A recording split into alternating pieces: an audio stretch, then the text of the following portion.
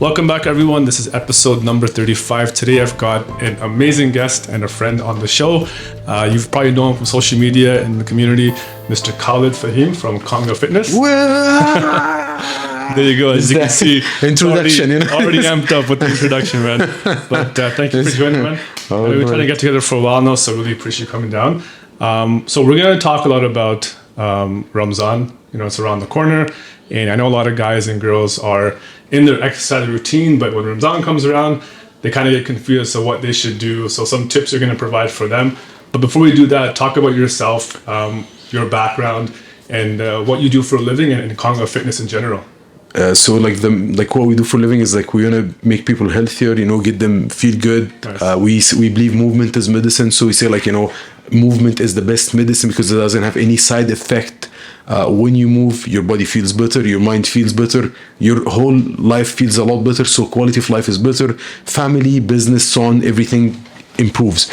So we believe that the solution to get better at everything is just to exercise and eat healthy. Movement, movement. So my name is Khaled Fahim. I'm a former world champion kickboxing. I fought 65 fights. I fought in China, Beijing, Shanghai. I fought in Russia, in Moscow. Fought in Poland, Warsaw. I fought since 2002. I fought international until 2013. Wow. And I was the national champion for Egypt too. I did boxing as well too. But a lot of kickboxing, and then I switched after that to MMA when I came to Canada. And then I started coaching. I was doing personal training. I studied biomechanics, physiology, nutrition, sports nutrition to help people, to be healthier and so on.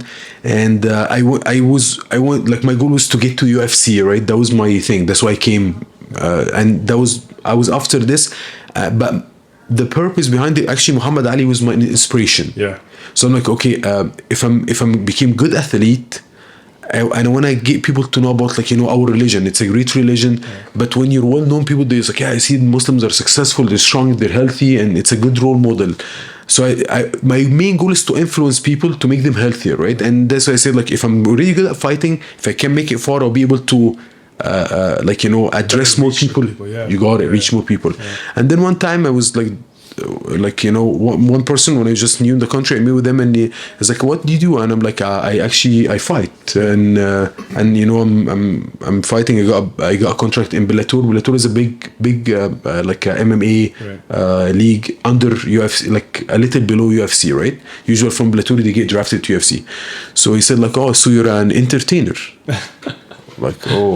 That's right. So the problem is fighting the East, the Japan, in the East, in China, Japan, Russia, this area, and the way that we're taught in Egypt is being a fighter is a great thing. It's an influencer. It's someone. It's a respectful thing, right? But then you come here, it's different. It's different. It's about it's different thing. People view who sells more tickets, and it's a business. Business. It's driven by money. Sadly, right? Yeah. So it's entertainer. So and then you see the audience, people are cheering, punch him, kick him, and so on. But they're drunk and they're not healthy. They're saying do things they cannot do themselves, right? So then I'm saying by being a coach and being a personal trainer, helping people with their diets, with exercise, this can be the best. I'm the closest to them. I can influence them and help them and so on. So I found that it's really, I'm very passionate about this. I started since 2002 or 3 being a personal trainer. Then slowly we're growing. I want to help more people. So I start hiring coaches. Coaches can serve more people, doing classes, need bigger space. And that's why we have Konga Fitness now. It's in Mississauga. We offer martial arts, personal training. This is the two main things. We used to do other things, but now we're focusing more on the personal training and martial arts for kids, for adults. Try to keep people healthy and, feel good. And Ramadan shouldn't stop you from keep going too. Absolutely, and that's a good segue because I guess my first question is, with Ramadan coming up, if someone has a workout routine, what are some tips you suggest for them to continue that so that they don't sort of, get off track while still fasting and, doing iftar? Say, what are some tips that you would provide to them to keep going and not stop the consistency? So absolutely. So this is a great question. How we address this question based on the person, age, priority of exercise are the professional athlete. They have to keep going. They can slow it down. If they're high level, I will just give a generic answer. So if you're a high level athlete, you're a professional athlete, this is your like bread and butter, right? In month of Ramadan, we do deload, so we still exercise, we still train. We address your weaknesses. You know, like let's say some stability, you need to work on some stability, core stability, and you have an injury that you need to rehab it more. So we focus more on this, but we still keep going. And based on the athlete too, is it cardio? Is it cardio driven? Like, you know, someone runs or swims, or like a marathon runner, or in the other way, an Olympic lifter. So Olympic lifter, I need to train him after iftar. I need him to be hydrated. I need him to have more. Absolutely. So based on the athlete, like I want to spar the best sparring when I was fasting. I run the most when I was fasting. I run like because when you have food in your GI in the stomach, it takes a lot of energy from you. It takes actually more water. That's why when you're fasting, you need after you break your fast, you don't drink as much water as other days, right? Because digestion needs more water, right? And more energy. Yeah, that's interesting. So that's why people when they do a heavy workout or someone new in the gym, sick, and they feel you get what I'm saying? Why? Because now the GI stomach wanna close down, the large intestine wanna push, and the small intestine and stomach wanna like close down, so it pushes. So we wanna push. That's why people they get nausea and so on. Right. So what about just say somebody who's not an athlete or an Olympic weightlifter? Let's just like an average, you know, a guy or girl that's just sort of has a basic routine. Do you recommend that they continue to exercise during the fasting or after iftar? So absolutely, they should keep going. Because it's all about adaptation. So if you've been fasting for years, it's not gonna do big difference to you. Whatever works for you. So some people before iftar, after iftar, based on what. But if someone young want to build muscles and want to push hard, I would say like after iftar will be better, because he will have some like, you know, some carbohydrates like a banana, like dates. This is perfect actually. So it's and it's also perfect because glycemic in the middle, has sugar, has a lot of vitamins and so on. So it's perfect. He can have it, drink some electrolytes and go at his workout, then eat a little bit, small meal, go work out, come back, eat another meal. So now we have 2 iftar, right? So now we eat 3 times. If I'm saying this for like young, like, you know, like youngsters, they want to build muscles, you know, after high school, college and so on, they want to get some muscles. So that would be for them. Someone trying to lose weight before or after would be good. It's the diet will actually help you to lose weight. So it's like the phenomena is our body is like adaptation machine. It's perfect and great at adaptation. Right. You get what I'm saying? So the stomach shrinks because it knows, and whatever you have in your stomach, it takes longer time to digest. So our body will adapt to anything. You give it less water, it will survive. You give it less food, it will survive. It knows how to. The main thing, what stops people from exercising, it's in the mind. It's all mind. Yeah, it's that's what I was going to say. Absolutely. It's and then we especially we live in a very convenience and very like, you know, instant everything. So like you order with your phone, you drive through, like, you know, you don't even move. It's confusing to our body. We used to move, hunt and eat, right? I know. Work for our food. Now it's like I call it the modern genie. It's a gin that comes in. You press and the food comes. You press the button, the food comes. It's like everything is literally at your fingertips. That's right. But see, like when I was fasting, I remember like in previous years, the biggest fear that I would have is like, okay, if I'm working out or running, I'm gonna feel thirsty. So I don't want to, you know, feel thirsty the whole day, and then I have to break my fast after 6-7 hours. So that's why I wouldn't work out while fasting. But then after iftar, I'd be so full, I'm like, I just want to go to bed, right? So that's the challenge. How do you sort of overcome that challenge? Because I know a lot of people have that same fear, right? Absolutely. Like, how do you maintain that, and how do you overcome that? Yeah, so absolutely. So definitely, not a big fan of like, you know, trying to work out like at 8 or 9 a.m. and then be staying fast the whole time. Although some people, they're adapted to this, they will be able to do it. If they're it's all about adaptation. It's whatever you train it, you teach it to do, it will do it, right? But the common one would be like 1 hour, couple hours before iftar, so you drink and eat after, and then you're fine. Then you're able to sleep early. The good thing about training after iftar, actually, it's very good because it makes you disciplined. Then you don't go too hard on your food, because this is the problem. We just go at it, right? And then like you're like dead, like you're like I'm like somewhere else, like seeing like, you know, dumbbells flying, you know. thinking about working out. But I think this year will be a little bit easier because iftar isn't like at 9:30. Yeah. So I think people still have a little bit of window before that. But I remember when it was like summertime at 9:30. So tough. As much as like you want to go and play and work out, it's like, oh, it's just so tired. It's gonna be tough. So it is the mind. It is the mindset. The mind will be the one. Yeah. The mind being disciplined, it will help you. Like even 100%. like one of the athletes, one fighter, he had a fight in Ramadan, and I told him like, how do you feel about it and so on. I deep inside don't recommend it. I don't want him to fight during the month, right? So then he said like, I'm not, the food and the drink is not gonna stop me, but I feel like my mind state like this is not the month for me going and fighting, right? Okay. So if you actually, I think I'm no one to advise anyone, right? But I'm saying like it put you in discipline, and even for your spirituality and so on, you be more controlled, like, you know, because the food makes you like tired and it's just it makes you more.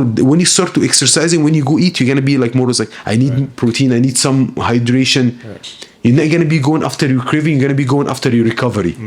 Right? So like you're setting up for your success. Right. Even like half an hour before iftar, even at home, you don't have to go to a gym. At home, some just raise your heart rate a bit, move your joints around, and then after that we sit down and have your iftar. Now this food will, instead of be storing in the fats and the liver, it will be recovering and repairing your muscles. So we say, I tell the coaches, or I tell like my clients, there are 3 sites or 3 locations in the body: lipocyte, which is the fat; hypocyte, which is the liver; and myocyte, which is the muscles. So when you exercise and you work out, what did you use your muscles. So when you start eating, your body think about, I want to recover and repair these muscles and store more energy, because I know this person is active, will do this again tomorrow. So now you enjoy your food, and you know your food is actually repairing and helping you, not breaking and making you obese and good sick. Habits. You got it. You absolutely. And then, so you talked a lot about nutrition.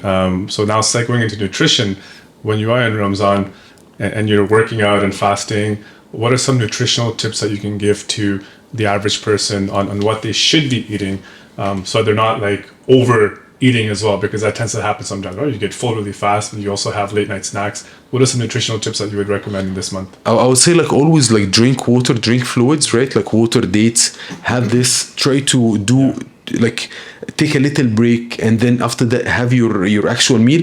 Go always to again based on their goals, right? If someone trying to lose weight, which is the majority of people trying to always reduce their weight and so on, so I would say like go for vegetables, fruits. They have minerals, vitamins, and they're gonna give you hydration as well too. Then after that, go to your proteins, like, you know, meat, if you're vegetarian, beans, legumes, peas, any type of protein that you have access to and you like it. The most important thing, you enjoy and you like it. Don't force yourself to eat things that you don't like because it's just good for you. So find things that good for you that you like. Enjoy, love it, bismillah, eat it, feel good about it, replenish your muscles and your body. You need the energy, right? Then after that, eat the least of the carbohydrates. And I would say like try to the least of sugar and the high processed fats, like fried stuff, vegetable oils. Try to stay away from this, because this is just slow down everything. Slows it down, metabolism slow down, and it doesn't help your hormone, your testosterone and so on. It actually stimulates your estrogen. It's a setup for failure. Absolutely. The other person, if someone trying to gain some weight, which is rare in this case, but we'll tell them have more of carbohydrates with the protein to have more glycogen in your muscles and more energy and so on. That's so funny you said that, because like our South Asian community will fast all day, and then the first thing we'll eat is like a samosa, which is like deep fried, which is like probably the worst thing you can have, right? When you break the problem is it does the opposite. It dehydrates you, and it sort of hydrates you. So you want a food that to hydrate you and replenish you, right? To make you feel good, because you want to function. You want your brain to function. There is. Like one time I had a client this long time ago. So he was exercising and he was working out, and after he finished, I saw him sitting on the bike and eating a pizza, and I'm like, I love it, you're the best, and I want to take a picture with you now. I'm like, give me your car keys. He loved his car. This is when we're a bit younger, so people, you know, they like their cars, they make it like all fancy and all this. So I'm like, give me your key cards. I'm gonna put water instead of gas. No, you gotta roll my vehicle. You know, I love it. I spend all this money on it. like you love your vehicle but you don't love your body, right? Yeah, same thing.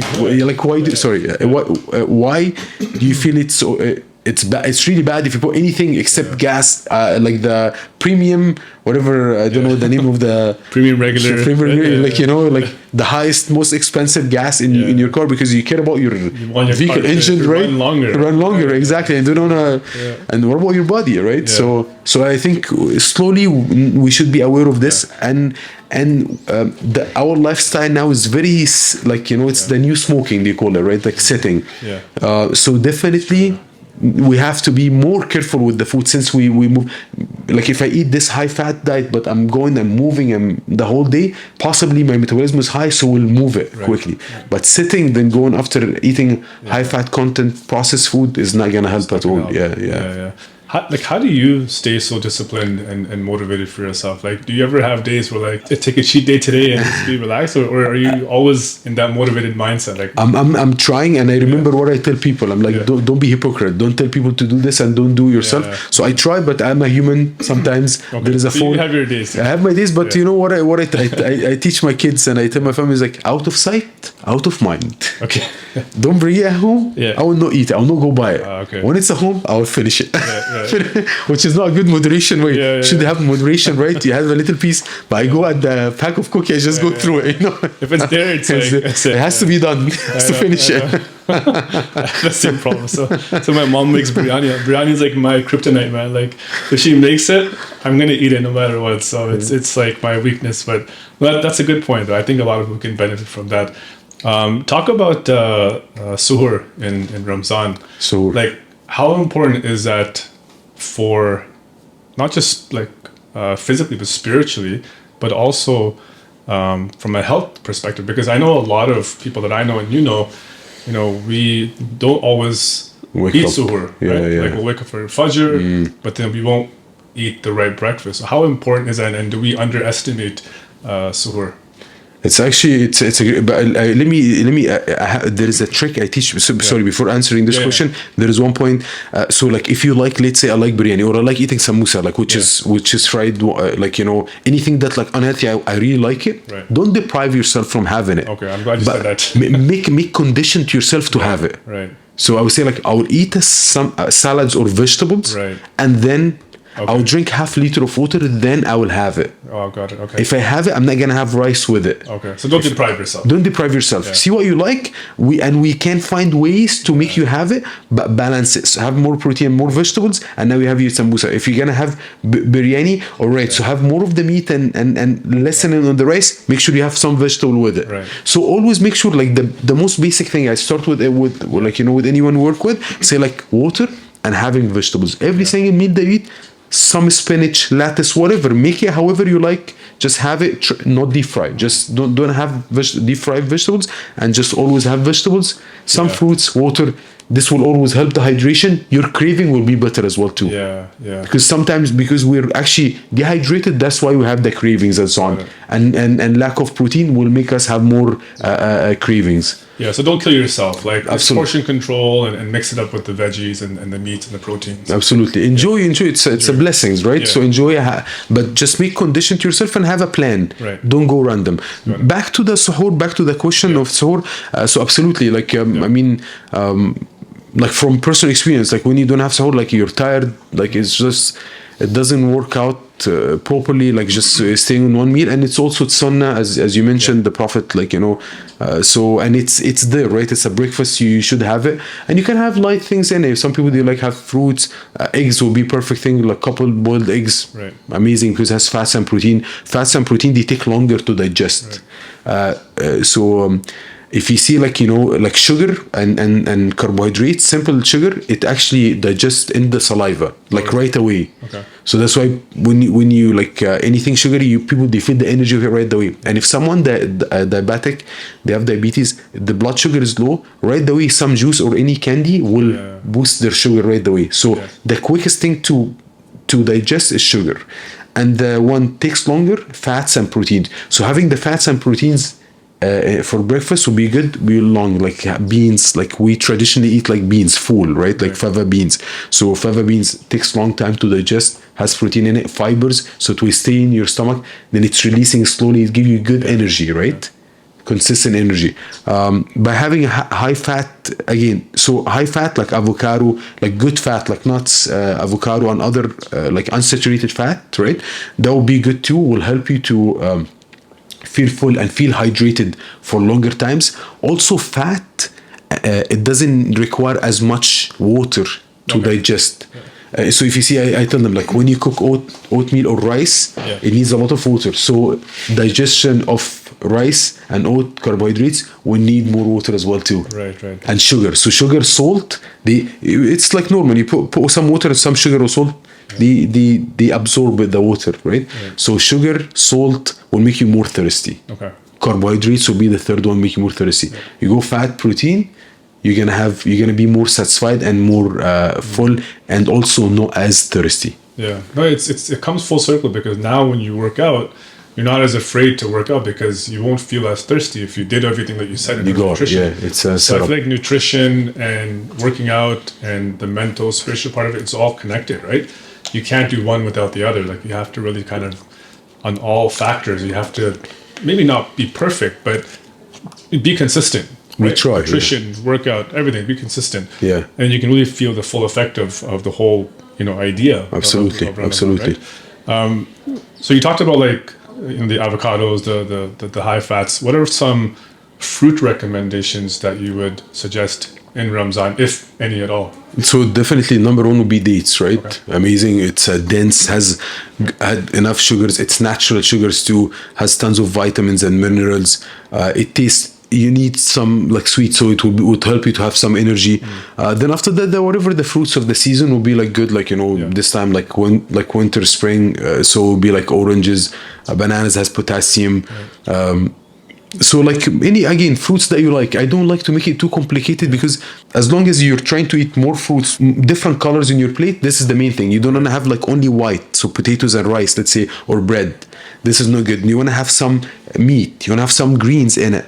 And like yellow, like some peppers, like just have different colors. Look at your plate. More colorful it is, it's healthier it is. Yeah. But I mean, like without the industrial colors. Yes. no, the fake colors. Yeah. Makes sense. It's like my kid will come like, for all the candies. Look, I have all the colors here. Not those kind of colors. M&M's colors. Yeah. No. The actual real, like real fruits and vegetables. Yeah, it's made from straight from God. Yeah. Last question for you here is, what are some specific types of exercises that you feel are more suitable or beneficial in Ramadan that you would recommend? So again, or like based on the person, if someone has an injury, some back pain, to work on their core and so on. Like cardiovascular is amazing. It helps your cardio. It moves your whole body. Whatever is accessible to you. Yeah. Keep moving, keep doing it, right? Yeah, like you said, movement is medicine. So it doesn't matter. You just keep doing it, right? Yeah. And then slowly we can add more. You can make it a little bit harder and so on. If you have some dumbbells, absolutely, definitely very good to do like anaerobic or resistant training, because resistant training has a lot of benefits. Your bones, by age, and especially for females, they get osteoporosis, so their bones density became less, so they're more prone to injuries. Right. They fall, they break their hip, they break their femur, big bones. Then after that, it's downhill from there, right? So definitely lifting weights is very important. Some people think, lifting weights is not for me. We meant to lift weights. Lift weights doesn't mean go to the gym and carry the dumbbells, but like people back in the day push things, lift things, right? That was more physical. Now they push their donkey or their camel or their horse or whatever. Like they had to carry the food. They had to do things. There is no like always moving. So there is no like Uber like eat and so on. Like you know what I'm saying. So if you put overeat and you put like seated jobs, you have to counter this by going to exercise and trying to have any type of resistance, like hold your son and just push them up. we go atrophy, so our body, you don't use it, you lose it. So your body will lose muscles and lose bones too, because I think it's not priority for me to keep nutrients or to build these fibers. Is not used. That's awesome. I think it's so important. Even if you have kids, for example, like sometimes when I'm at home and I mean, I'm not very consistent with my exercising, to be honest, but I try. But like last few days, what I was doing some just basic push-ups and lunges and that stuff. And my 2-year-old sees me doing that, and she comes and she starts doing it. So it's like the kids will follow that. Love right? it, yeah. And if you don't, I guess, put those out, if you don't do the action yourself, then your kids won't do it. And nowadays, with us being indoors almost all the time, like we have to sort of change that mindset, right? And go outdoors more. And just like you said, movement is medicine. That's the best way I can summarize it. Right? This is the... I saw it in your truck as well today. And that is the perfect saying, right? But no, that's amazing. Is there any other tips or things that we missed on that you could talk about or recommend or suggest? No, don't think your body is vulnerable. Like this is made from the creator. Like this is a great thing that you have. So whatever you value in your life, like if you value your like house or you value like anything that you love, imagine this is a higher. Like treat it. Think whatever you value. Your bank account, your house, whatever the case, like your loved ones. How can you serve your loved ones? How can you pay your mortgage? How can you do your job to make money? Seriously, you need health. It's the foundation. It's the bottom of everything.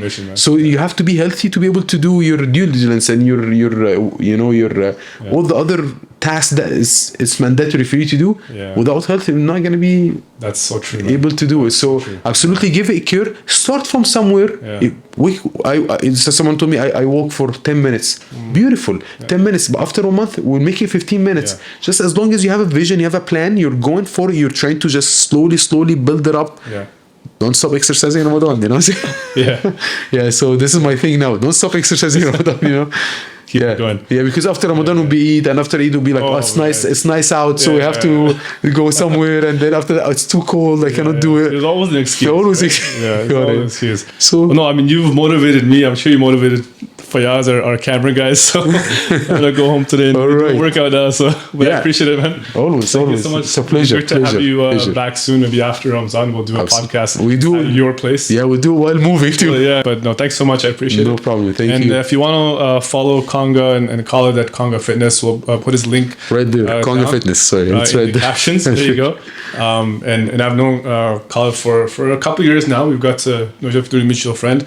And very humble, very dedicated guy. If you're looking for personal training or fitness, there's no one better that I can think of than Mr. Khaled here. Thank you so much. Thank you very much. I appreciate it. My and we'll see you guys in the next episode. Thank you. All right. Keep going. Thank you. That was good, man.